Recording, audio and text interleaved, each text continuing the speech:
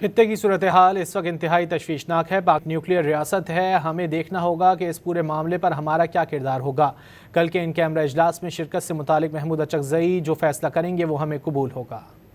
پاکستان بھی ایک nuclear state ہے، ہم بھی بڑے کنسرن ضرور ہے کہ ہمارا ملک کا رسپانس کیسے ہوگا، اور ہم نے ایز اے اپوزیشن ہم نے بھی ایک رول پلے کرنا ہے، اور ہم نے اپنی عوام کی جو احساسات ہے اور ان کی جو جذبات ہیں اس کو بھی حکومت کے نوٹس میں لے کے آنا ہے۔ تو اس پہ انشاءاللہ تعالیٰ اپوزیشن رول کرتی ہے۔ اپوزیشن کیا آپ اپنی پارٹی کا بھی کوئی اجلاس بلا کے اس میں بھی اعلیٰ سطح مشاورت کریں گے اس سلسلے میں؟ ہمارے پاس جو خان صاحب کے انسٹرکشنز آئے ہوئے ہیں وہ خان صاحب کے انسٹرکشن بڑے کلیئر ہیں ہمارے لیے۔